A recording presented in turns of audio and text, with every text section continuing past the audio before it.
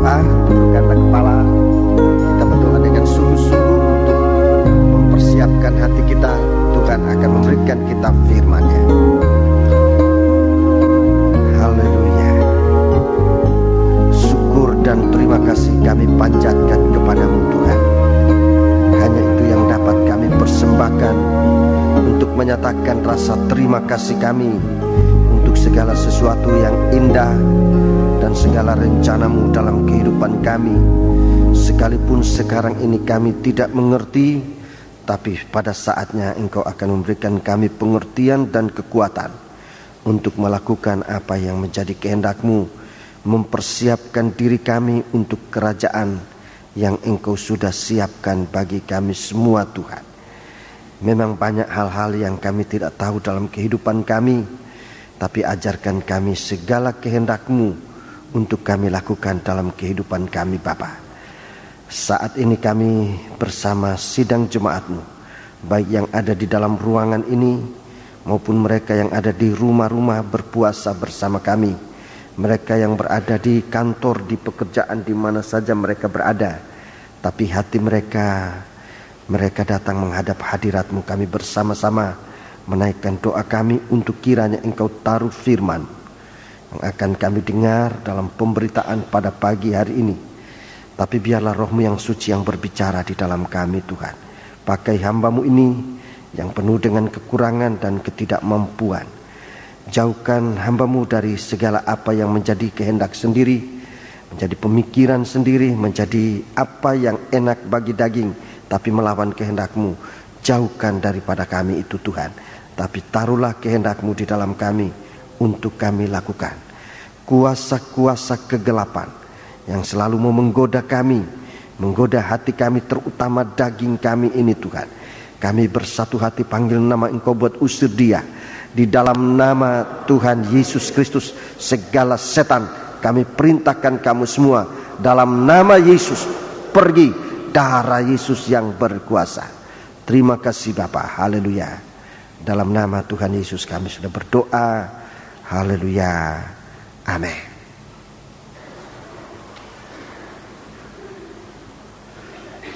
Sidang jemaat yang dikasihi Tuhan, saya menyampaikan salam sejahtera dan selamat berbahagia dalam menerima sabda Tuhan di dalam nama Tuhan Yesus Kristus. Baiklah, kita duduk dengan tenang untuk saat ini kita bisa mendengarkan firman Tuhan. Biarlah kita merindukan semoga firman Tuhan mengarahkan hidup kita di dalam kerajaan Allah yang kita bisa rasakan sekarang ini dalam kehidupan kita. Sekalipun banyak godaan, banyak tantangan yang kita hadapi, tapi biarlah Tuhan yang akan menyertai kita sekalian.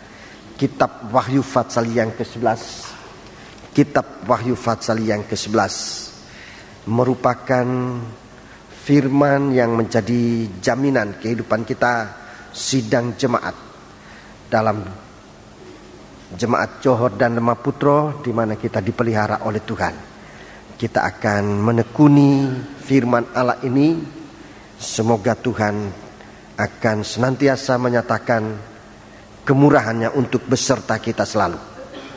Ayat yang ke-15 sampai dengan ayat yang ke-18. Ini yang pertama kita akan baca, tapi kita akan memusatkan perhatian kita pada ayat yang ke-15. Mari kita baca bersama. Lalu malaikat yang ketujuh meniup sangkakalanya, dan terdengarlah suara-suara nyaring di dalam surga. Katanya, pemerintahan atas dunia dipegang oleh Tuhan kita dan Dia yang diurapinya, dan Ia akan memerintah sebagai Raja sampai selama-lamanya. Iya, terima kasih. Jadi ini saudara-saudara muatan dari sangkakala yang ketujuh. Sangkakala yang ketujuh pertama bermuatan kerajaan Allah datang di bumi ini. Pemerintahan atas dunia dipegang oleh Tuhan yang diurapinya, dan Ia akan memerintah sebagai Raja sampai selama-lamanya. Ini muatan pertama.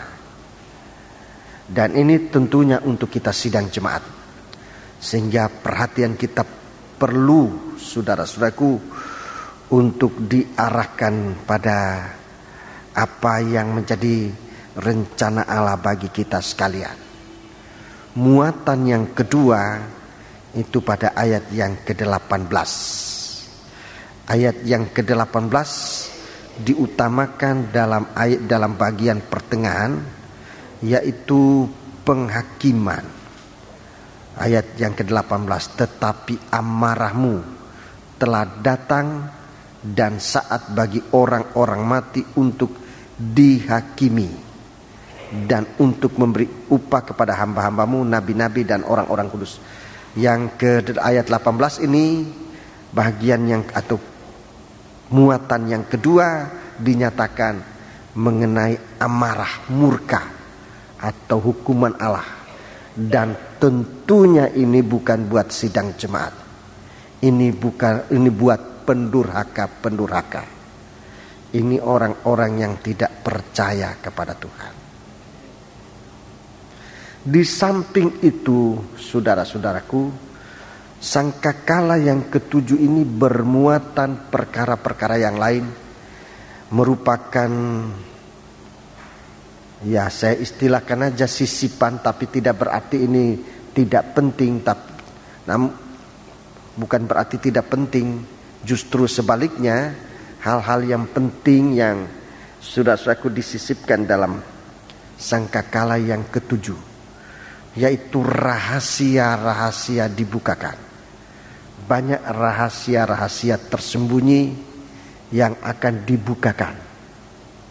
Itu merupakan sisipan pada fatsal-fatsal dalam saudara-saudaraku ayat fatsal 12, 13 dan beberapa fatsal-fatsal ini, saudara-saudara kita melihat ada muatan-muatan tambahan. Tapi bukan berarti ini tidak penting, justru penting. Jadi rahasia-rahasia yang akan dibukakan, tapi pembukaan ini akan didahului oleh pembukaan firman yang sangat gamblang. Firman Tuhan yang sangat gamblang yang akan dibukakan. Kita baca ayat 19, Fatsal 11 ayat 19. Kitab Fatsal 11 ayat 19. Maka terbukalah bait suci Allah yang di surga, dan kelihatanlah tabut perjanjiannya di dalam bait suci itu, dan terjadilah kilat dan deru guru dan gempa bumi dan hujan es lebat. Ya, jadi ayat 19 ini suatu rahasia besar yang tersembunyi sampai hari ini. Masih tersembunyi sampai hari ini. Kepada sidang jemaat kita sudah mulai diberikan oleh Tuhan kesempatan-kesempatan untuk memandang. Namun kita tidak harus puas dengan apa yang sudah ada ini, sebab rahasia ini masih akan dibukakan, yaitu tabut perjanjian dipamerkan. Tabut perjanjian yang selama ini tersembunyi bagi dunia di segala bidang, mencari tabut perjanjian ini. Bagian sejarah mereka bidang sejarah memikirkan bahwa ada hal yang sangat penting dalam sejarah Israel yang mempengaruhi sejarah dunia, saudara-saudaraku. Dan di dalam sejarah ini, alat-alat dalam tabernakel yang kita lihat di dinding ini, alat-alat tabernakel yang sementara dicari, sementara diusahakan, entah terdapat di mana, tapi terutama tabut perjanjian ini sudah dicari untuk diketahui. Tapi apa yang dicari oleh dunia itu merupakan suatu alat biasa yang semacam ini yang mungkin terpendam di mana begitu.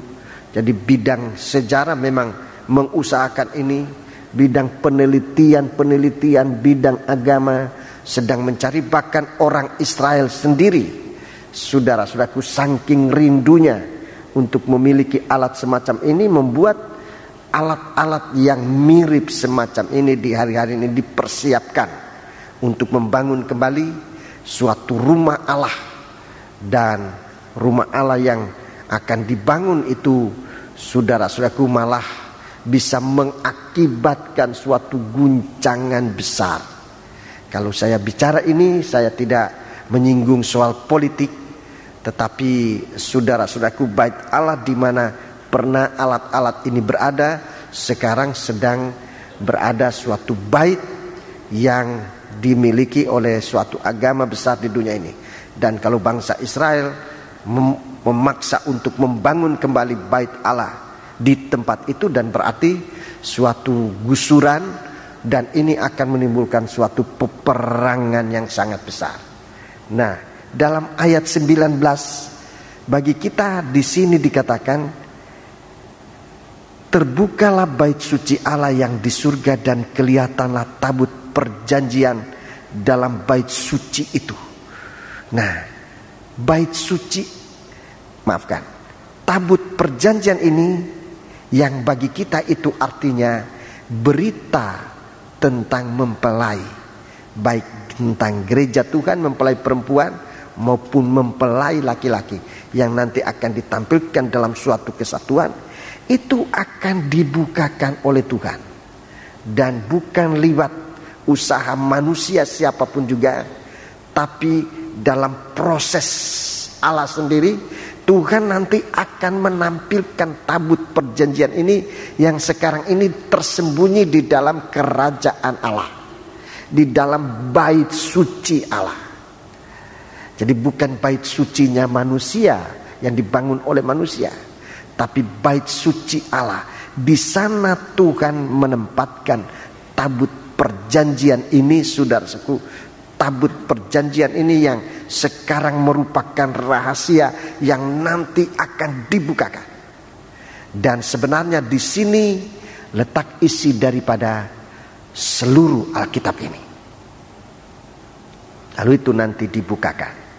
Jadi sementara kita akan lihat suatu penggarisan dari sangkakala yang ketujuh ini, saudara-saudaraku, dan kita melihat bahwa begitu banyak hal-hal yang perlu kita miliki semakin dekat hari Tuhan. Pada pagi hari ini dan kemungkinan pada sepanjang hari ini kita akan menekuni ayat yang ke-15 tentang pemerintahan atas dunia dipegang oleh Tuhan kita, dan Dia yang diurapinya. Dia yang diurapi ini diurapi menjadi raja, sebab yang diurapi itu adalah raja. Yang diurapi itu adalah imam besar, itu yang diurapi. Jadi raja, imam besar diurapi. Yang diurapi adalah anak Allah, disebut di dalam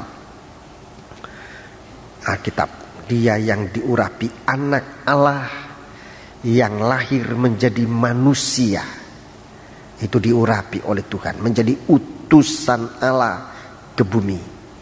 Anak Allah yang diutus ke bumi, anak Allah yang diutus ke bumi untuk menyatakan rencana Allah kepada manusia. Utusan Allah ke bumi ini namanya nabi, ya, itu diurapi. Jadi di dalam Alkitab ada hal yang diurapi, sedikitnya ada 4 hal itu yang saya sangat tahu pribadi yang diurapi. Nomor 1 raja, itu diurapi. Nomor 2 imam besar dan imam-imam itu diurapi. Nomor 3 utusan Allah, ini nabi-nabi, ini manusia biasa. Nomor 5 nomor 4 yang diurapi adalah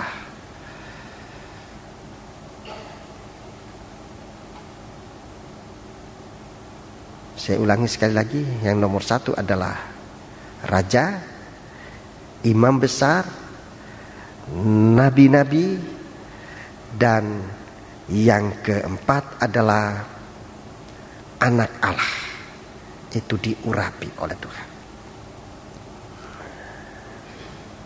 Anak Allah.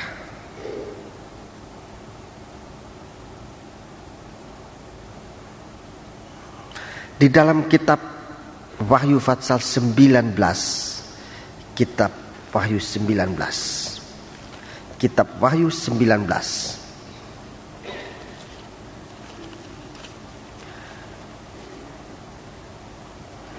kitab Wahyu 19 ayat yang ke-6.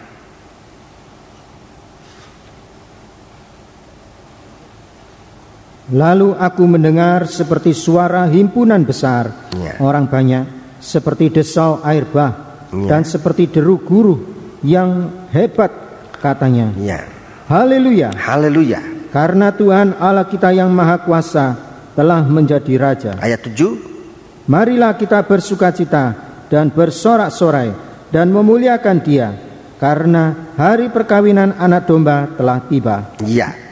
Terus, dan pengantinnya telah siap sedia. Ya, sampai di sini kita lihat di sini bagaimana Dia yang diurapi, Dia anak Allah yang diurapi, saudara-saudaraku. Dia anak Allah yang diurapi telah menjadi manusia. Sekarang disebut karena Allah kita yang Maha Kuasa menjadi Raja. Ini Yesus, ya.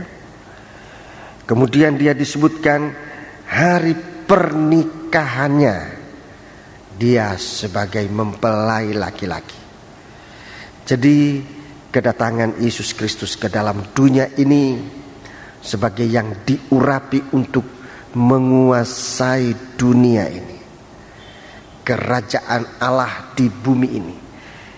Bagi kita anak-anak Tuhan, saudara-saudaraku, semakin dekat harinya, semakin dekat hari anak Allah, kita melihat bagaimana kehidupan kita sebagai umatnya bukan harusnya berduka cita seperti duka cita yang dialami oleh dunia ini, tetapi sebenarnya suatu kesukaan, suatu himpunan besar menyambut Dia yang diurapi.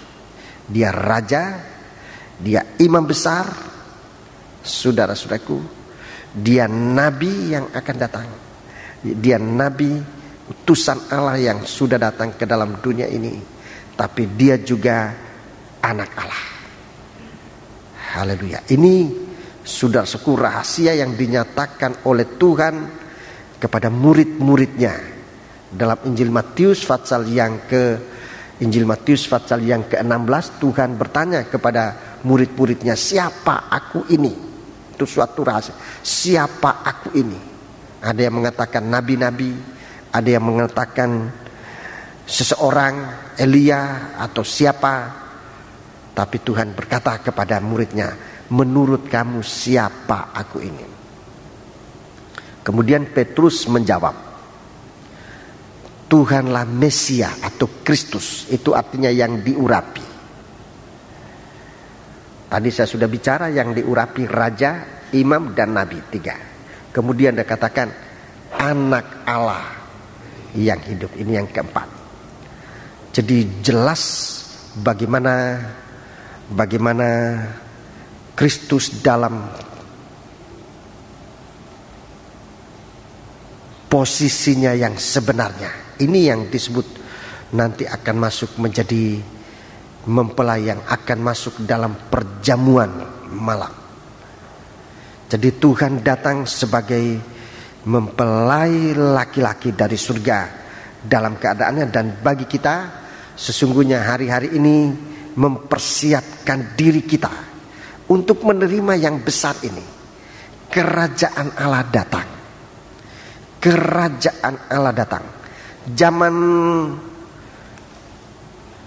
Zaman awal gereja, zaman awal perjanjian baru, saudara, ini merupakan doa.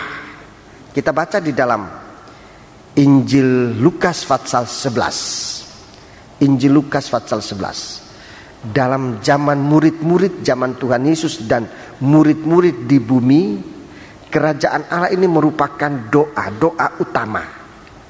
Ini doa utama dari murid-murid. Doa yang diajarkan oleh Tuhan. Ini yang utama. Kemudian yang selanjutnya ada kebutuhan, ada perlindungan, ada keselamatan. Tapi yang utama doa itu adalah datanglah kerajaanmu. Ini doa, ini permohonan yang pertama. Zaman murid-murid dulu itu merupakan doa, tapi zaman kita sekarang merupakan jawaban doa. Mari kita membaca lebih dahulu Fatsal 11 ini ya. Fatsal 11 ini, dalam Fatsal 11 ayat 1 sampai dengan ayat 13. Ini doa yang berhasil. Doa yang berhasil. Doa yang akan berhasil. Mari kita baca lebih dahulu ayat ini. Ayat 1. Pada suatu kali Yesus sedang berdoa di salah satu tempat. Ketika ia berhenti berdoa, berkatalah seorang dari murid-muridnya kepadanya, "Tuhan, ajarlah kami berdoa, sama seperti yang diajarkan Yohanes kepada murid-muridnya." Ya, jadi pada pagi hari ini, saudara-saudaraku, kita sidang jemaat ini mengalami hal yang sama dengan murid-murid. Kita mohon Tuhan ajarkan kita berdoa. Sebab Tuhan sendiri duduk di sebelah kanan Allah. Dia berdoa untuk kita. Dia duduk di sebelah kanan Allah. Dalam surat Roma itu disebut dia berdoa bagi kita. Dalam surat Ibrani dia menjadi pembela buat kita. Dia berdoa, dia menjadi pembela buat kita. Tapi kita sebagai gereja Tuhan, sebagai anak Tuhan juga merindukan supaya kita juga berdoa. Jadi ada kesamaan. Tuhan berdoa, kita juga berdoa. Dan ini menyenangkan hati Tuhan. Ayat 2. Jawab Yesus kepada mereka, ya. Apabila kamu berdoa, katakanlah, ya. Bapa, dikuduskanlah namamu, datanglah kerajaanmu. Ya, ini kepala dari doa ini. Datanglah kerajaanmu dalam kekudusan yang maha tinggi. Datanglah kerajaan. Datanglah kerajaanmu. Terus, berikanlah kami setiap hari makanan kami yang secukupnya. Sesudah itu baru kebutuhan kita. Jadi bukan kebutuhan nomor 1, kerajaan Allah dulu nomor 1. Kalau kerajaan Allah kita sudah miliki, yang lain ini mengikut kebutuhan. Terus, dan ampunilah kami akan dosa kami. Sampai pun dengan keselamatan. Ini mengikut. Ini mengikut. Terus, sebab kami pun mengampuni setiap orang yang bersalah kepada kami. Ya. Dan janganlah membawa kami ke dalam pencobaan. Ya. Jadi ini sebetulnya 3 bagian isi dari doa ini. Tuhan ajarkan kepada kita. Nomor 1, kerajaan Allah. Itu nomor 1. Bagaimana kita berada dalam kerajaan Allah. Berada dalam kerajaan Allah kalau kita bandingkan dengan perjanjian lama, dalam pengajaran tabernakel itu berarti berada dalam kehendak Allah. Itu nomor 1. Sebab tabernakel itu adalah kehendak Allah. Hendaklah. Itu kehendak Allah. Itu pengajaran tabernakel mengajarkan tentang kehendak Allah. Datanglah kerajaanmu. Datanglah kerajaanmu. Itu kehendak Allah. Kalau kita berada dalam kerajaan Allah, kita berada dalam kehendak Allah, yang lain-lain ini mengikut. Yang mengikut itu adalah kebutuhan hidup kita, baik di bumi maupun di surga.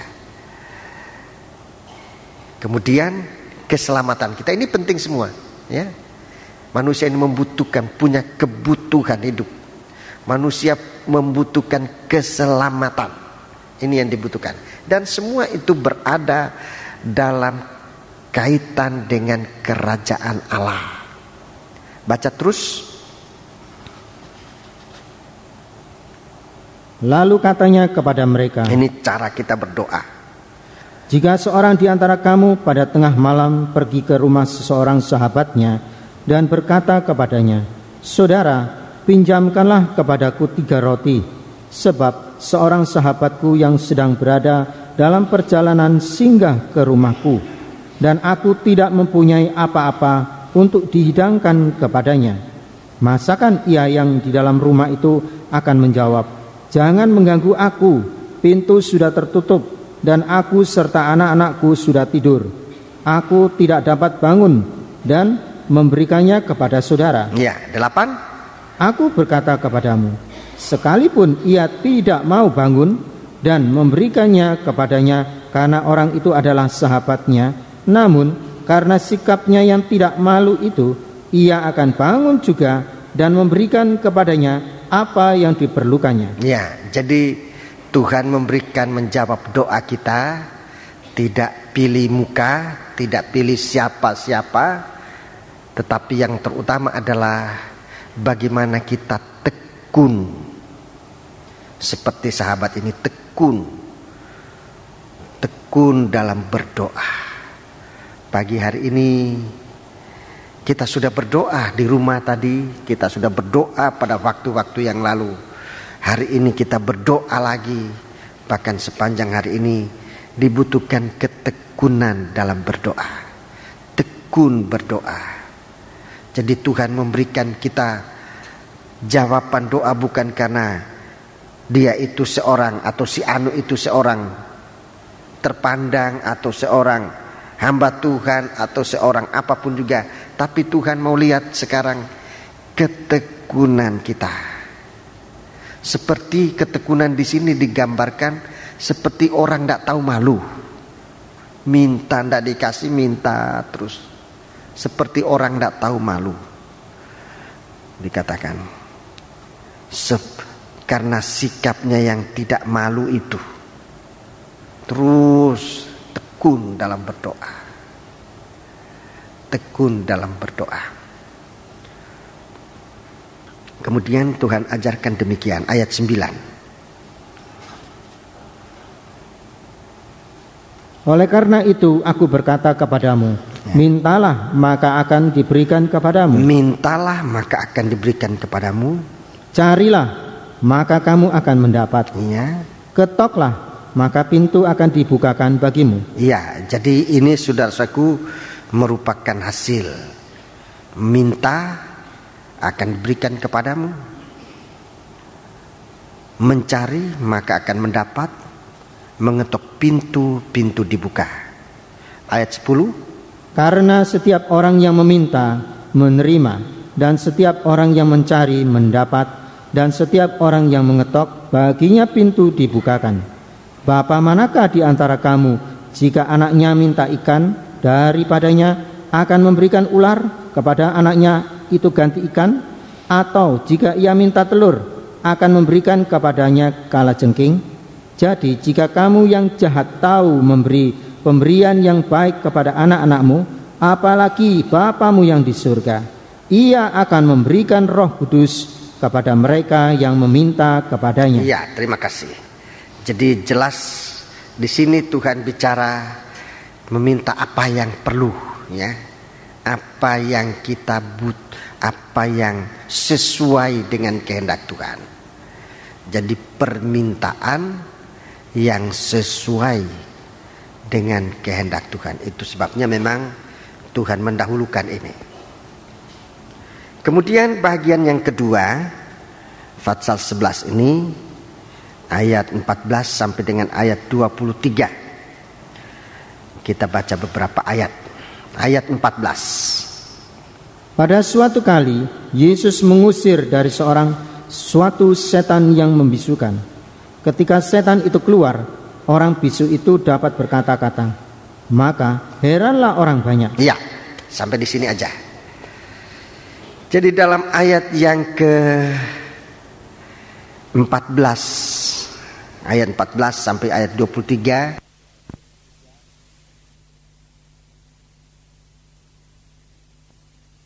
bagi orang yang berdoa, Tuhan tidak ingin kita menjadi orang yang bisu. Tidak ingin menjadi orang yang bisu, tetapi orang yang memberitakan segala kebaikan Tuhan. Kita dijadikan oleh Tuhan raja-raja dan imam-imam, bukan untuk bisu, ya. Kita dijadikan dalam kerajaannya menjadi raja-raja dan imam-imam, bahkan menjadi mempelai wanitanya. Jelas dalam ayat 14 itu Tuhan mengusir setan yang membisukan. Tidak boleh ada sesuatu hal yang bisa menghalangi kita untuk bersaksi. Tidak boleh ada sesuatu hal, sesuatu yang membisukan, ya, mengusir dari seorang suatu setan yang membisukan. Setan apa saja, setan apa saja, ya, tidak boleh membisukan gereja Tuhan. Kita harus bersaksi. Kita akan memeriksa sekarang secara terperinci seberapa yang Tuhan berikan kepada kita doa ini. Kita akan bicara tentang kerajaan Allah datang. Datanglah kerajaanmu. Dalam perjanjian lama, dalam zaman gereja hujan awal, ini doa. Ini merupakan doa. Datanglah kerajaanmu. Tolong tabernakel. Mana? Siapa yang bertugas? Ya.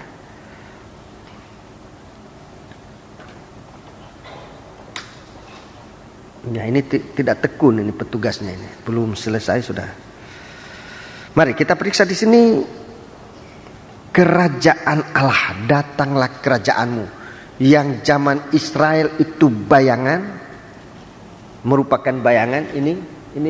Ini tabernakel, ini kerajaan Allah, ini persis. Tapi dalam perjanjian lama ini merupakan bayangan.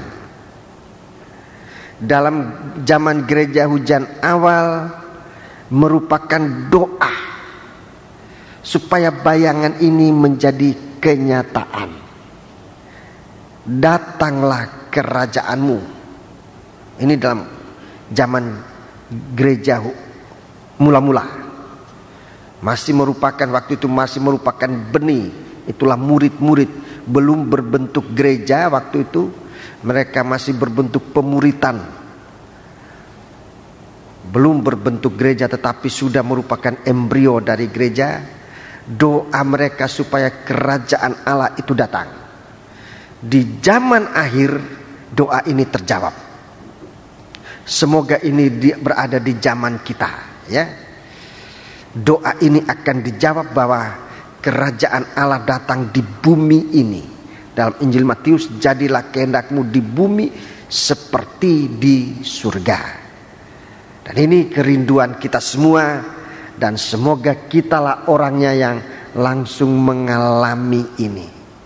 Kerajaan Allah datang ke bumi ini. Sekarang buat kita pagi hari ini berdoa bagaimana kita bisa masuk dalam kerajaan Allah ini.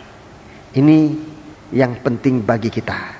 Bagaimana kita bisa masuk ke dalam kerajaan Allah ini. Kerajaan Allah datang. Tapi apakah kita bisa masuk di dalamnya atau tidak? Itu harus merupakan kerinduan kita. Untuk kita bukan berada di luar kerajaan Allah, tapi berada di dalam kerajaan Allah. Kerajaan Allah mempunyai pintu. Kerajaan Allah mempunyai pintu untuk masuk. Dan di dalam sekolah Alkitab saya selalu katakan pintu kerajaan Allah ini sebenarnya disiapkan bukan untuk keluar, tapi untuk masuk. Ini suatu kelebihan pintunya rumah Allah, pintunya bait Allah ini, supaya kita masuk bukan untuk keluar, tapi kalau kita masuk, kita tinggal di dalamnya. Di dalam mengajarkan firman Allah kepada murid-murid sekolah Alkitab, saya selalu tekankan ini, bahwa pintu kerajaan Allah sesungguhnya bagi kita harus merupakan pintu masuk, jangan pintu keluar. Memang fungsinya pintu itu terbuka, tertutup untuk keluar masuk. Tapi baiknya bagi kita, pintu ini terbuka untuk kita masuk. Dan saudara-saudaraku, salah satu anjuran Tuhan, ketuk pintu itu supaya pintu itu dibukakan. Siapa yang mengetok pintu, pintu itu dibukakan. Di dalam tabernakel, dalam kerajaan Allah, ada 3 pintu. Dan semua ini harus dilalui. Untuk masuk ke dalam kerajaan Allah, 3 pintu ini semuanya harus dilalui. Tolong. Pintu pertama namanya pintu gerbang. Ini harus dimasuki, dilalui. Dan sekali lagi, nasihat saya sebagai gembala dalam nama Tuhan Yesus Kristus, pintu ini kita masuki bukan untuk keluar, bukan untuk keluar lagi. Ketekunan ini berarti kita masuk untuk berusaha jangan sampai keluar dari pintu ini, masuk pintu gerbang, mendapatkan halaman atau pelataran.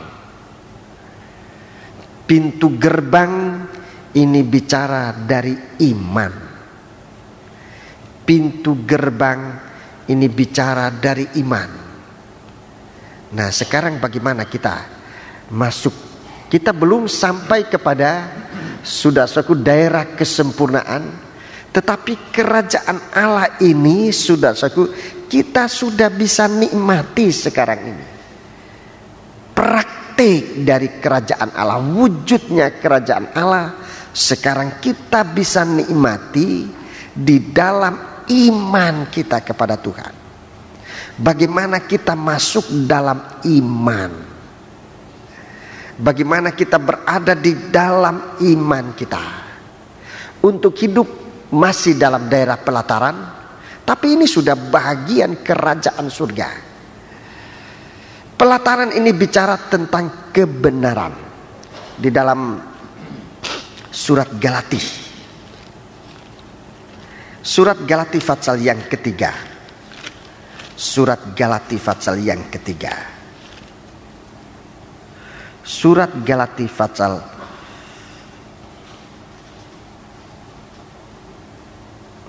yang kedua.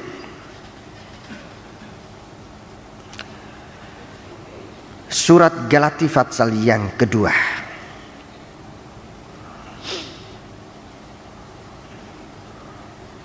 Kita membaca mulai ayat 16. Kamu tahu bahwa tidak seorang pun yang dibenarkan oleh karena melakukan hukum Taurat, ya, tetapi hanya oleh karena iman dalam Kristus Yesus. Iya, terus. Sebab itu kami pun telah percaya kepada Kristus Yesus, supaya kami dibenarkan oleh karena iman dalam Kristus, dan bukan oleh karena melakukan hukum Taurat. Iya, bukan karena melakukan hukum Taurat. Jadi pintu gerbang atau iman ini perlu bagi kita untuk dibenarkan. Ayat yang ke-21. Ayat 21. Pasal 2 ayat 21. Aku tidak menolak kasih karunia Allah. Iya. Sebab sekiranya ada kebenaran oleh hukum Taurat, iya, maka sia-sialah kematian Kristus. Iya, terima kasih. Jadi pintu gerbang iman, itu namanya iman, untuk kita beroleh kebenaran. Ini bahagian kerajaan surga. Jadi kalau kita ini mau masuk surga, pertama-tama sekarang ini bagaimana? Oleh iman, percaya kepada Yesus, kita hidup di dalam kebenaran. Kita hidup di dalam kebenaran Allah. Dan itu merupakan suatu suasana surga yang kita miliki. Jadi masuk dalam kerajaan surga yang Tuhan sudah berikan kepada kita. Dunia ini nanti di mana hanya ada kebenaran. Dunia ini hanya ada kebenaran. Jadi kerajaan Allah diturunkan di bumi ini supaya bumi ini hanya berisi kebenaran, tidak lagi kejahatan. Dalam 2 Petrus pasal yang ketiga, 2 Petrus pasal yang ketiga, supaya bumi yang kita huni nanti itu, saudaraku, sekalipun masih di bumi, tapi bumi yang berisi kebenaran. Mari kita baca ayat yang ke-13. Tetapi sesuai dengan janjinya, kita menantikan langit yang baru dan bumi yang baru, di mana terdapat kebenaran. Iya, di mana terdapat kebenaran. Saudara-saudaraku, dunia yang lama ini, dunia yang tua ini tidak memiliki kebenaran lagi. Tidak memiliki kebenaran, sebab sudah berbuat dosa dan hilang kebenaran, hilang kemuliaan Allah. Dalam surat Roma pasal yang ketiga, Roma pasal yang ketiga, Roma pasal yang ketiga, kita baca ayat yang ke-10. Seperti ada tertulis, tidak ada yang benar, seorang pun tidak. Tidak ada yang benar, seorang pun tidak. Terus, tidak ada seorang pun yang berakal budi, tidak ada seorang pun yang mencari Allah. Ya, ini isi dari bumi sekarang ini. 12. Semua orang telah menyeleweng. Semua orang telah menyeleweng. Mereka semua tidak berguna. Iya. Tidak ada yang berbuat baik, seorang pun tidak. Terus, kerongkongan mereka seperti kubur yang terenganga, lidah mereka merayu-rayu, bibir mereka mengandung bisa, mulut mereka penuh dengan sumpah serapah, kaki mereka cepat untuk menumpahkan darah, keruntuhan dan kebinasaan mereka tinggalkan di jalan mereka, dan terus, jalan damai tidak mereka kenal. Jalan damai mereka tidak kenal. Rasa takut kepada Allah tidak ada lagi, tidak ada pada orang itu. Tidak ada pada orang itu. 20. Tetapi kita tahu, ayat 20. Sebab tidak seorang pun yang dapat dibenarkan di hadapan Allah oleh karena melakukan hukum Taurat, karena justru oleh hukum Taurat orang mengenal dosa. Ya, jadi hukum Taurat itu untuk pengenalan akan dosa aja. Sebab kita tidak tahu bahwa menjina itu dosa kalau hukum Taurat tidak berkata jangan berzina dan sebagainya. Jadi hukum Taurat ini untuk menunjukkan dosa, dan tidak ada seorang pun dibenarkan oleh karena melakukan hukum Taurat. Sebab memang tidak mampu, tidak bisa dibenarkan karena melakukan hukum Taurat, karena memang tidak ada seorang pun yang mampu. Ada 10 hukum Taurat yang tertulis, 10 penyuruhan. Melanggar satu, itu sudah berarti semua hukum yang lain juga sudah dilanggar. Jadi memang tidak ada seorang pun yang bisa melakukan hukum Taurat dengan penuh. Hanya Yesus Kristus, Dia sudah melakukan itu untuk kita, dan untuk itu Dia rela mati bagi kita supaya kita ditolong. Jadi sekarang kita saatnya hanya untuk percaya kepada Yesus yang sudah menggenapi hukum Taurat. Di situ kita menerima kebenaran. Jadi seluruh hukum Taurat itu digenapkan oleh Tuhan di atas kayu salib. Di sana dia katakan dalam terjemahan lama, sudah genap, sudah selesai. Apa yang selesai?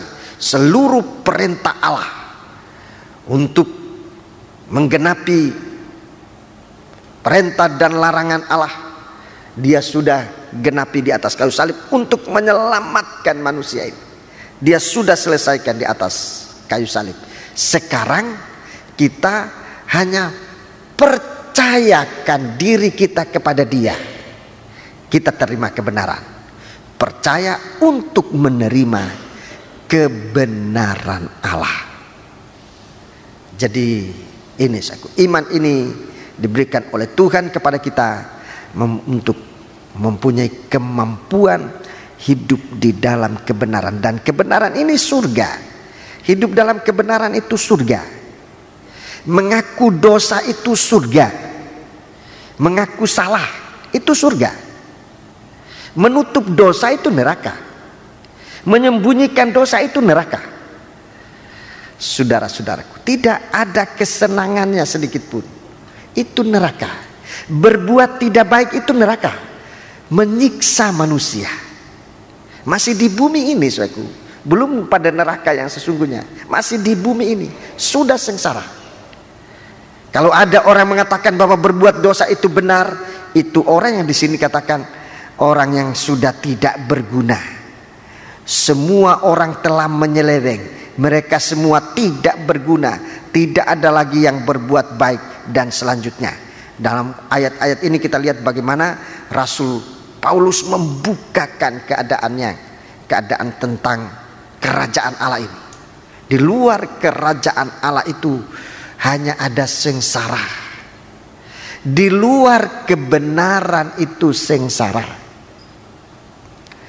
Jadi kalau kita ini sekarang oleh firman Allah kita sadar kesalahan, kita sudah berada pada pintu kerajaan surga.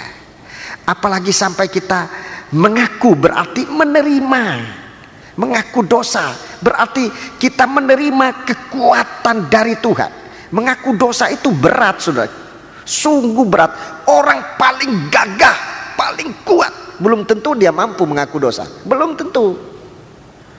Sebab kekuatan itu bukan dari otot, bukan dari daging, bukan dari kepandaian. Justru banyak kali dengan merasa kuat kita coba untuk menutup dosa dengan kekuatan kita. Dengan kepandaian kita, kita coba mengelak untuk dosa itu tidak diakui. Tetapi saudara-saudaraku, itu membuat manusia menderita, membuat manusia sengsara, membuat manusia sakit, membuat manusia masuk dalam berbagai-bagai macam percobaan. Sebab dosa yang ditutup itu pasti ditutup dengan dosa. Dosa yang ditutup oleh manusia, penutupnya adalah dosa. Nanti ditutup lagi dengan dosa, nanti ditutup lagi dengan dosa. Itu sebabnya Tuhan mengatakan dosa Sodom dan Gomora itu sudah bertimbun-timbun sampai di hadapan Tuhan. Dosa ditutupi dengan dosa, tidak ada kebenaran, dan Tuhan akan turun melihat apa benar Sodom dan Gomora sudah berbuat dosa. Ternyata benar, dan Tuhan jatuhkan hukuman yang sebenarnya disimpan untuk akhir zaman. Yang tadi disebut dalam Wahyu Fatsal yang ke-11 itu akan menghakimi orang durhaka itu. Itu hukuman yang jatuh atas Sodom dan Gomora itu sebetulnya hukuman yang akan jatuh pada akhir zaman. Dalam 2 Petrus Fatsal 3 di sana saudara bisa baca. Hukuman itu dijatuhkan nomor 1 untuk mengingatkan kita yang hidup di akhir zaman ini jangan berbuat dosa seperti Sodom dan Gomora. Ada kesempatan untuk mengaku dosa tapi tidak digunakan. Ada kesempatan untuk menerima iman sebab Tuhan datang mengunjungi Sodom dan Gomora. Tuhan masuk di Sodom dan Gomora. Sebenarnya Tuhan cukup aja di surga lihat Sodom dan Gomora, Tuhan sudah tahu. Tetapi untuk kesempatan orang Sodom dan Gomora menerima iman, Tuhan sendiri datang. Tuhan sendiri datang. Saudara-saudaraku, masuk Sodom dan Gomora. Tapi orang Sodom dan Gomora malah melawan dia. Tuhan tahu dunia ini sudah berbuat dosa. Dari surga Tuhan sudah tahu dunia ini berbuat dosa. Tapi Tuhan masih utus anaknya datang ke dalam dunia ini. Menjadi sama dengan manusia. Apa maksudnya Tuhan? Supaya manusia menerima dia, supaya manusia percaya kepada dia. Kesempatan untuk bertobat, itu gunanya saudara-saudara. Sebab kalau Tuhan tidak datang sebagai manusia, manusia yang hidup di dunia ini tidak ada sarana untuk bertobat. Yesus datang ke dalam dunia sebagai sarana untuk manusia bisa bertobat. Sebab kita hidup dalam daging sama seperti dia. Dia menjadi sama dengan kita untuk menjadi sarana manusia bisa bertobat. Setan tidak punya sarana ini sebab dia hidup di dalam roh-roh yang jahat. Dia tidak bisa bertobat. Seandainya setan mempunyai daging seperti kita, dia sudah lama bertobat. Tapi dia tidak punya daging. Dia tidak bisa bertobat. Tidak punya sarana untuk bertobat dan mendapat pengampunan. Kita ini punya sarana. Jadi hukuman yang jatuh atas Sodom dan Gomora itu hanya sepercik api yang nanti akan datang, merupakan hukuman di akhir zaman ini. Sebelumnya Tuhan turunkan kerajaan surga. Di hari akhir zaman ini sudah kerajaan surga itu bukan hanya bayangan semacam dalam tabernakel zaman Israel. Tuhan tidak hanya merupakan satu doa seperti di zaman gereja hujan awal, tapi bagi kita sekarang kerajaan Allah itu benar-benar datang. Inilah kemurahan Allah, supaya kita percaya kepada Dia dan kita bertobat. Itu pintu pertama. Itu pintu pertama. Pintu pertama ini masih banyak disalahgunakan. Dalam 1 Timotius pasal 4. 1 Timotius pasal yang keempat. 1 Timotius pasal yang keempat. Ayat yang pertama. 1 Timotius pasal 4 ayat pertama dan 2. Tetapi roh dengan tegas mengatakan. Iya, ini bukan manusia mengatakan, roh mengatakan. Ini di zaman roh. Kita sekarang berada di zaman roh. Roh mengatakan dengan tegas bahwa di waktu-waktu kemudian, iya, di waktu kita sekarang, ada orang yang akan murtad lalu mengikuti roh-roh penyesat dan ajaran setan-setan, oleh tipu daya pendusta-pendusta yang hati nuraninya memakai cap mereka. Ini yang menyalahgunakan pintu itu bukan untuk keluar. Pintu itu untuk masuk. Iman itu bukan untuk ditolak. Iman itu untuk diterima. Jadi Tuhan tidak berbantah-bantah tentang iman ini. Sebab Tuhan mau kita menerima ini. Perkataan iman atau percaya itu sama, sinonimnya, samanya dalam arti rohaninya menerima. Pengertian rohani dari pintu gerbang ini, percaya, itu artinya sama dengan menerima, bukan menolak. Menerima. Jadi iman itu menerima, bukan menolak. Makanya disayangkan sekali kalau kita tadinya sudah menerima kemudian menolak. Kalau tadinya kita sudah menerima kemudian menolak. Sebab iman itu artinya menerima. Itu pengertiannya, menerima. Menerima Yesus, menerima kebenaran, menerima kerajaan surga. Itu arti dari iman, dari pintu gerbang ini. Bukan juga meragukan, itu bukan iman. Kekhawatiran itu bukan iman. Dan Tuhan dalam Injil Matius pasal yang ke-6 Tuhan katakan, jangan khawatir. Jangan kamu khawatir tentang apa yang kamu makan, apa yang kamu pakai, apa yang kamu minum, apa yang kamu pakai. Ini Tuhan ajarkan. Jadi lebih dahulu kita menerima kerajaan Allah ini dalam kebenarannya. Carilah dahulu kerajaan Allah dengan kebenarannya. Ini yang pertama. Ini yang terdahulu. Injil Matius pasal yang ke-6. Injil Matius pasal yang ke-6. Jadi ini pintunya masuk kerajaan surga. Ya. Injil Matius pasal yang ke-6. Ayat yang ke-33 kalau tidak salah. Berapa ayatnya? Tolong. Tetapi carilah dahulu kerajaan Allah. Iya, tapi carilah dahulu kerajaan Allah dan kebenarannya. Ini yang pertama. Ini pintu yang terdepan. Kebenaran kerajaan Allah. Ini yang terdahulu. Tetapi carilah dahulu atau pertama-tama. Memang Tuhan tidak menyuruh yang jauh-jauh lebih dahulu. Yang pertama saja. Kerajaan Allah dan kebenaran. Itu halamannya. Cari dulu itu kerajaan Allah dan kebenarannya, terus maka semuanya itu akan ditambahkan. Ya, sesudah itu nanti akan bertambah. Sesudah itu nanti akan bertambah-tambah. Pengenalan kita kepada kerajaan Allah itu akan bertambah. Tapi nomor satu, coba. Nomor satu, masuk dalam daerah kebenaran itu.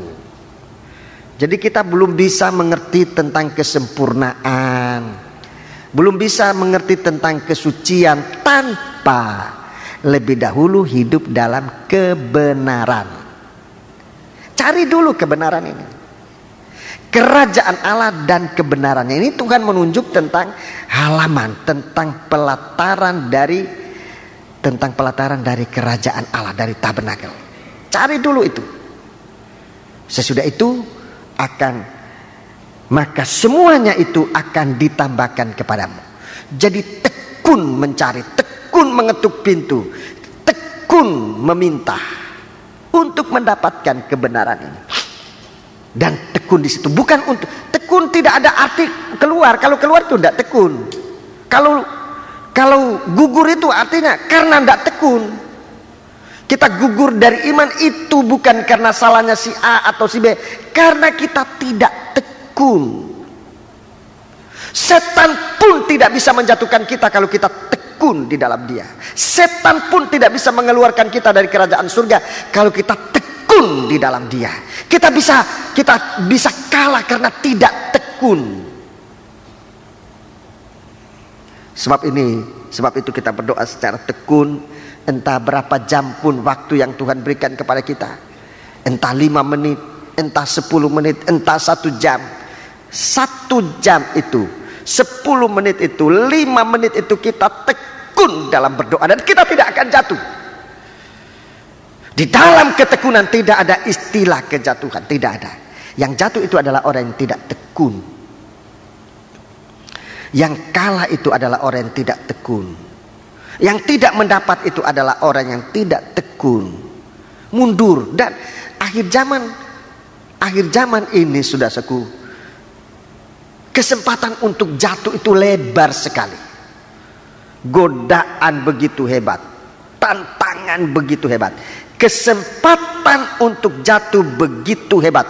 Iblis akan datang dengan menyodorkan halangan, rintangan ini, alasan untuk tidak hadir dalam kerajaan Allah.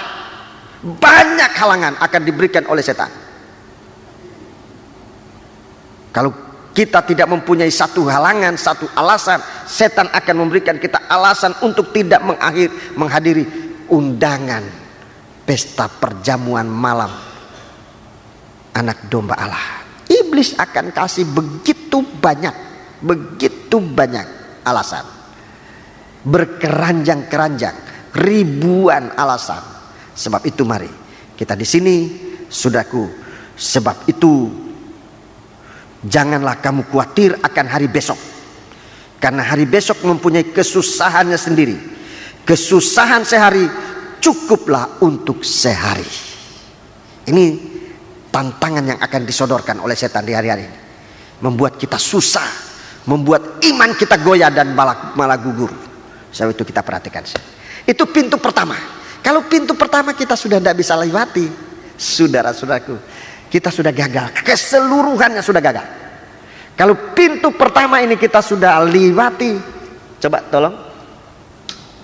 Kalau pintu pertama kita sudah lewati, maka terus ke bawah, kita tidak akan mungkin melihat tabut perjanjian yang tersembunyi.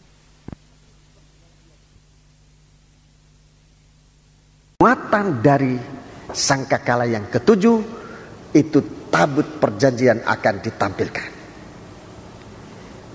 Tabut perjanjian itu akan ditampilkan. Ini bersamaan dengan nanti tampilnya mempelai wanita. Jadi sebenarnya kita ini sudah sangat dekat dengan penampilan ini. Wujud yang sebenarnya dari tabut perjanjian itu adalah suatu hasil doa. Sekarang saya mau terus terang saja, hasil doa yang sebenarnya adalah persekutuan antara kita dengan Kristus sebagai mempelai laki-laki. Itu hasil doa yang tertinggi. Kita bisa bersekutu dengan Tuhan sebagai Dia itu mempelai laki-laki dari surga, kita ini mempelai laki-laki dari bumi. Tabut perjanjian ditampilkan dalam kemuliaan, terang sekinah glory, Itu hasil doa yang puncak, yang tidak bisa akan dikalahkan oleh apapun juga. Kalau hasil doa kita hanya baru menerima keberhasilan, banyak kali di tengah-tengah keberhasilan malah lupa Tuhan, gugur. Kalau hasil doa kita hanya baru bisa menerima sesuatu, banyak kali setelah kita memiliki sesuatu, kita lupakan Tuhan dan kita gugur. Sebab itu saya katakan itu bukan hasil doa yang puncak. Hasil doa yang puncak adalah kita berada di dalam kerajaan Allah, di dalam kehendak Allah. Kita bersekutu dengan Dia untuk selama-lamanya. Ini tidak ada yang bisa ngalahkan lagi. Ini puncak. Itu yang diajarkan oleh Tuhan dalam Injil Lukas pasal yang ke-11 itu. Sampai kita bersekutu dengan Tuhan, menerima Dia, kita bersekutu dengan Tuhan. Sekarang pintu yang kedua. Jadi pintu demi pintu ini kita harus lewati. Mulai dari pintu gerbang untuk daerah kebenaran, supaya kita berpikir benar, jangan menyeleweng. Disebutkan dalam Roma pasal yang kedua itu, jangan menyeleweng. Kerongkongan kita ini jangan kerongkongan yang mengeluarkan kepahitan dan sebagainya, tapi supaya kita bisa bersaksi. Dari hati kita keluar suatu suara untuk bersaksi. Jangan bisu, jangan ada suatu pun yang membuat kita bisu. Kita diperhadapkan dengan tantangan yang cukup berat di tengah-tengah situasi dunia ini untuk bersaksi. Pintu yang kedua. Pintu yang kedua. Jadi kalau kita berada dalam daerah kebenaran, menerima kerajaan surga dan kebenarannya, kemudian akan ditambahkan kepada kita. Apa yang tambahnya? Pintu yang kedua. Itu tambahnya. Jadi ditambahkan. Dalam penjelasan dalam penginjilan banyak kali ditambahkan. Ini berarti kita nanti terima banyak. Itu perkataan banyak kali kita mengertikan semuanya akan ditambahkan. Banyak kali kita hanya sampai pada kita nerima banyak, ditambahkan. Memang itu ada betulnya, dalam Injil itu ada betulnya. Tapi kalau sekarang kita melihat dalam pengajaran, yang tambahnya itu bukan hanya perkara dunia. Uang tambah banyak, berkat tambah banyak, memang itu akan ditambahkan. Tapi tambahnya yang penting adalah pintu kemah. Ini pintu yang kedua. Pintu kemah ini bicara tentang Roh El Kudus. Pintu kemah ini bicara tentang Roh El Kudus. Pintu gerbang itu firman, itu Injil yang membuat kita beriman, ya. Iman itu samanya dengan juga Injil, ya. Itu pintu gerbang itu. Kita menerima Injil untuk percaya Tuhan dan dibenarkan. Tapi pintu kemah ini orang yang dibenarkan menerima Roh El Kudus. Ini Roh El Kudus. Pintu kemah ini Roh El Kudus. Pintu kemah itu Roh El Kudus. Untuk apa ini Roh Kudus? Untuk apa ini Roh Kudus? Roh Kudus ini merupakan jaminan, atau juga merupakan suatu meterai. Jaminan atau meterai kebenaran bahwa dosa kita diampuni oleh Tuhan. Artinya kita tidak melakukan dosa-dosa itu lagi. Jadi Roh Kudus itu nanti akan menjadi saksi, menjadi jaminan. Kita sudah minta ampun dosa, kita menerima kebenaran, Kita diampuni oleh Tuhan. Dan kalau kita tidak melakukan dosa itu lagi, saudara-saudaraku, Roh Kudus ini akan menjadi meterai, akan menjadi jaminan bagi kita bahwa kita tidak melakukan dosa itu lagi. Sampai satu waktu kita disebut orang yang suci. Semoga perkataan ini kita bisa mengerti. Ini pintu kerajaan surga yang lapisan yang kedua, ya, yaitu Roh Kudus sebagai jaminan. Dalam 2 Korintus pasal 4, maafkan, 2 Korintus pasal yang kelima, 2 Korintus pasal yang kelima,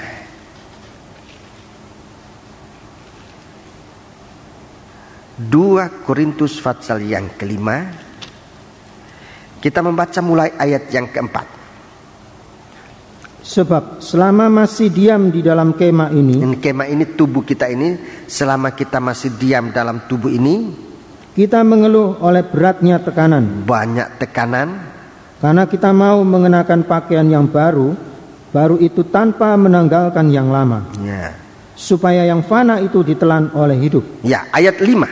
Tetapi Allah lah yang justru mempersiapkan kita untuk hal itu, dan yang mengaruniakan Roh kepada kita sebagai jaminan segala sesuatu yang telah disediakan bagi kita. Menjadi jaminan. Jadi Roh Kudus itu akan memberikan kita kekuatan untuk hidup dalam kebenaran. Itu jaminan. Selama kita tidak mengandalkan kekuatan kita, selama kita tidak, saudara-saudaraku, berharap kemampuan kita sendiri, Roh Kudus itu aktif dalam kita. Roh Kudus aktif dalam kita. Kalau kita merasa bisa, Roh Kudus diam.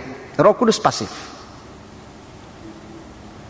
Tapi kalau kita merasa tidak mampu, di saat itu Roh Kudus aktif. Dia jaminan untuk kita. Nomor 1, tidak menyangkal iman, tapi tetap taat dengar-dengaran. Roh Kudus itu akan menjadi jaminan. Dan Roh Kudus itulah yang akan memberikan kita kemampuan untuk melakukan selanjutnya apa yang menjadi kehendak Allah. Bukan hanya benar, tapi suci di hadapan Allah. Termasuk ibadah kita, termasuk pelayanan kita, termasuk doa penyembahan kita. Kita berdoa dengan sungguh-sungguh tekun sampai segenap kekuatan kita, sampai segenap akal pikiran kita, sampai seluruhnya kita berdoa sampai pada batas kemampuan kita manusia. Dan kalau sudah sampai batas kemampuan manusia ini, kita masih mau berdoa, masih merindukan untuk menyembah Dia, Roh Kuduslah yang selanjutnya akan menolong kita. Di saat itu kita tidak menggunakan kekuatan kita lagi. Roh Kudus yang akan berseru kepada Tuhan. Roh Kuduslah, Dia jaminan. Roh Kuduslah yang berdoa. Roh Kuduslah yang akan menyampaikan keluh kesah kita kepada Tuhan. Kalau kita dikasih oleh Tuhan suatu tugas, suatu pekerjaan, nomor 1, apa kita mau? Apa kita mau menerima dengan iman, dengan sungguh-sungguh, dengan kemampuan kita, sampai batas kemampuan kita. Kita masih belum selesai melakukan pekerjaan itu. Selanjutnya Roh Kuduslah akan memakai kita, bukan dengan kekuatan kita, tapi dengan kekuatan Roh Kudus. Ini yang kita sebut mujizat. Aneh, kok bisa terjadi? Itu Roh Kudus. Itu menambahkan. Nomor 1, kita pada kebenaran ditambahkan. Roh Kudus akan melanjutkan itu, akan menambahkan kepada kita. Di hari ini kalau saya melihat ke belakang apa yang Tuhan kerjakan dalam hidup saya, baik dalam melakukan pekerjaan maupun dalam menghadapi banyak persoalan, banyak sengsara, banyak kesulitan-kesulitan. Jika saya menoleh ke belakang, menjadi sangat jelas saya lihat, kok waktu itu saya bisa berada di situ, bisa terus tahan mampu. Sekarang ini saya bisa melihat, waktu itu saudara-saudaraku, saya tidak mampu lagi, tetapi terus sekarang baru saya tahu Kenapa waktu itu saya bisa? Harusnya nggak bisa. Harusnya nggak bisa. Tidak bisa menderita semacam itu. Harusnya nggak bisa. Kalau sekarang disuruh coba begitu lagi, daging nggak mampu. Waktu itu bisa. Kenapa? Itulah Roh Kudus mengerjakan sesuatu. Itulah Roh Kudus, bukan saya. Jadi kalau kita lihat itu, sudah kita hidup dalam kesucian Allah. Artinya limbahnya, hasilnya dari kebisaan, kemampuan, kepandaian itu dihapuskan. Kita merasa bukan aku, Tuhan. Jadi tidak ada yang harus kita sombongkan, tidak ada. Tidak ada yang harus kita banggakan. Sebab yang mengerjakan itu bukan kita, itulah Tuhan. Nah, ini gunanya Roh El Kudus. Itu pintu yang kedua. Kita semakin dekat dengan tabut perjanjian yang akan ditampilkan. Itu pintu yang kedua. Jadi itu Roh Kudus. Di saat kita tidak mampu, tetapi dengan catatan bahwa kita sudah berusaha maksimal sebagai kemampuan kita, di saat itulah Roh Kudus akan melanjutkan. Sehingga di sana kita benar-benar kita lebih dalam di dalam kerajaan Allah. Lebih bahagia. Kita berada di dalam kerajaan Allah. Di waktu itu, saudara-saudara, di saat itu orang lapar dia akan merasa bahagia. Di saat itu. Di saat itu orang disengsarakan, orang dilempar batu, orang masuk dalam siksaan, dia merasa bahagia. Di saat itu. Dia lebih dalam di dalam kerajaan Allah. Di saat itu. Jadi pintu yang kedua itu sudah dibuka oleh Tuhan. Roh Kudus menjadi jaminan kekuatan, jaminan kemampuan. Sehingga kita melakukan apapun juga, kita tahan menderita. Bukan karena kita, tapi karena Roh Kudus jaminan. Coba baca terus. Baca terus ayat yang ke-8, ayat yang ke-6 sekarang. 2 Korintus 5 ayat yang ke-6. Maka oleh karena itu hati kami senantiasa tabah, Ya. meskipun kami sadar bahwa selama kami mendiami tubuh ini, kami masih jauh dari Tuhan. Kami masih jauh dari Tuhan. Sebab hidup kami ini adalah hidup karena percaya, bukan karena melihat. Iya, hidup ini bukan karena melihat, karena percaya. Tetapi karena percaya, bukan karena melihat. Kalau karena melihat, saudara pasti ingat ceritanya Petrus di tengah-tengah gelombang. Di mana di tengah-tengah gelombang Tuhan datang, kerajaan Allah datang, malah murid-murid ketakutan. Mereka melihat hantu. Padahal kerajaan Allah datang. Tuhan Yesus datang di tengah-tengah gelombang, saudara-saudaraku. Yesus datang bukan untuk menambah masalah. Yesus datang untuk menyelesaikan masalah di dalam iman. Dan Tuhan katakan, jangan takut, ini aku. Petrus katakan, kalau engkau Tuhan, tolong aku juga berjalan di atas gelombang itu. Ayo silakan. Di begitu Petrus alihkan pandangannya, tidak kepada kerajaan Allah, tapi kepada gelombang laut, dia tenggelam hampir mati. Itulah perjalanan bukan karena iman, tapi karena penglihatan. Di saat gelombang, kita sekarang dalam keadaan krisis hebat. Bapak Presiden mengatakan ini badai. Bapak Presiden mengatakan badai, tapi dia katakan badai ini akan berlalu. Dengan, saya katakan saja dengan instingnya sebagai manusia, dia mengatakan itu. Coba kita dengan iman bagaimana? Itu dengan instingnya sebagai manusia. Badai akan lalu. Selain dari insting, pengalaman masa lalu, pengalaman sejarah. Tidak ada badai yang terus menerus tidak berhenti. Itu pengalaman sejarahnya, pengalaman instingnya. Badai akan berlalu. Kita bagaimana? Coba kalau kita pakai iman bagaimana? Rasanya kita tidak perlu menimbun-nimbun segala macam. Karena khawatir kita hidup dalam iman kepada Kristus. Tuhan datang di tengah-tengah gelombang ini, kerajaan Allah datang, Tuhan datang, tapi malah kita anak Tuhan ketakutan. Kita mau lihat ini. Supaya perjalanan kita sekarang ini dengan iman, perjalanan kami hidup di dalam kita, kalau kita hidup dalam di kemah ini, karena hati kami senantiasa tabah meskipun kami sadar bahwa selama kami mendiami tubuh ini, kami masih jauh dari Tuhan, sering jauh dari kehendak Tuhan. Sebab hidup kami ini adalah hidup karena percaya, bukan karena melihat. Ayat 8. Ayat yang ke-8. Ayat yang ke-8. Tetapi hati kami tabah. Hati kami tabah. Dan terlebih suka kami beralih dari tubuh ini untuk menetap pada Tuhan. Kami beralih dari tubuh ini untuk menetap pada Tuhan. 9. Sebab itu juga kami berusaha. Sebab itu kami juga berusaha.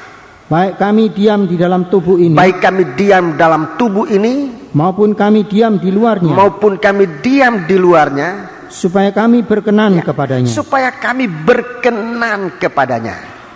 10. Sebab kita semua harus menghadap tahta pengadilan Kristus.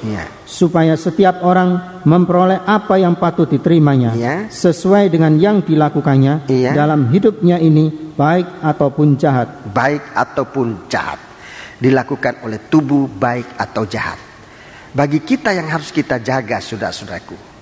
Bagi kita yang harus kita jaga di dalam hal ini, saudara-saudaraku, perbuatan-perbuatan yang dilakukan, saudara-saudaraku, baik atau jahat, dosa atau tidak berdosa, bagi kita anak-anak Tuhan, saudara-saudaraku, kita baca di dalam surat Roma. Kita baca dalam surat Roma pasal yang ke-14. Surat Roma pasal yang ke-14. Perbuatan yang tidak baik yang harus kita jaga sebagai anak Tuhan. Tentunya yang lain-lain, mencuri itu harus kita jaga, berzina kita jaga, berdusta kita jaga, jangan kita perbuat, itu memang dosa. Tapi sebagai anak Tuhan yang harus kita jaga, yang kita banyak kali lengah terhadap yang ini. Yang jahat, yang di hadapan Tuhan jahat di dalam, yang ditemukan oleh Tuhan di antara anak-anak Tuhan ini. Coba kita baca ayat 23. Tetapi barang siapa yang bimbang. Barang siapa bimbang. Ini di hadapan Tuhan jahat. Bimbang. Di hadapan Tuhan ini jahat. Siapa yang bimbang. Terus. Kalau ia makan, ia telah dihukum. Iya, jadi soal makan minum aja nih, bicara soal makan minum. Tapi ini juga berarti pada keseluruhannya. Terus. Karena ia tidak melakukannya berdasarkan iman. Terus. Dan segala sesuatu yang tidak berdasarkan iman adalah dosa. Ya, ini yang anak Tuhan banyak kali terperosok di sini. Ini anak Tuhan banyak, hamba Tuhan. Saya ini mau tekankan dalam ini. Jadi tidak berdasarkan iman, tidak taat, tidak dengar-dengaran. Ini dosa dalam anak Tuhan. Ini yang harus nanti kita akan dihadapkan kepada Tuhan. Kita dihadapkan kepada Tuhan. Segala sesuatu yang tidak berdasarkan iman adalah dosa. Ini yang banyak kali kita terperosok di sini. Yang kedua, Yakobus. Surat Yakobus. Ini yang kedua. Ini bagi kita anak. Jadi saya tidak bicara lagi tentang dosa-dosa yang lain, tapi dosa dari anak-anak Tuhan yang kita tidak sadari, sebab kita tidak tahu bahwa itu adalah dosa. Yakobus pasal yang keempat.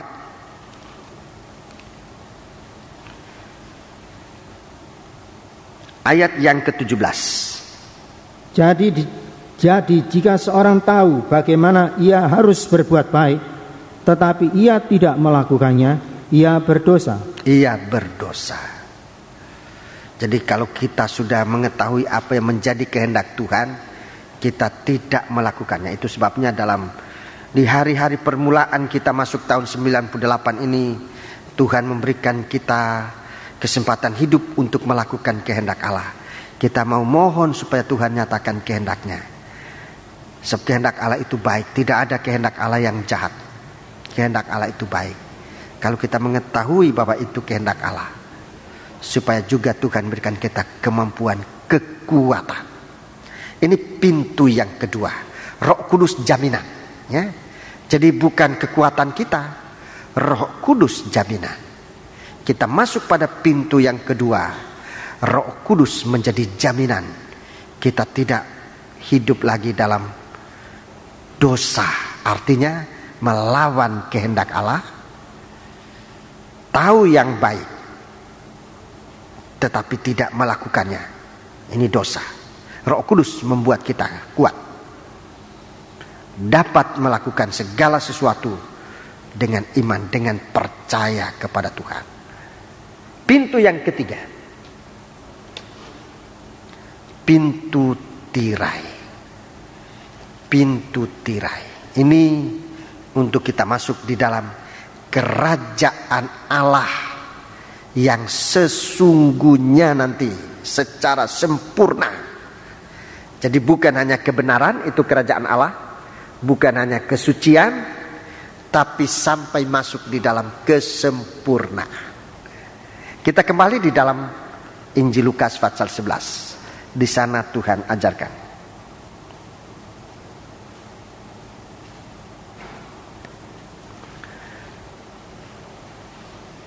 Ini menghadapi perobekan daging. Ya. Menghadapi perobekan daging. Di sini musuh yang kita hadapi setan secara langsung.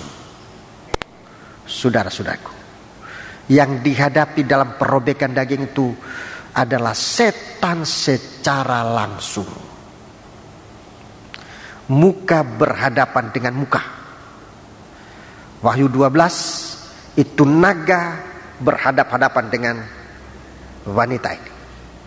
Naga berhadapan-hadapan langsung.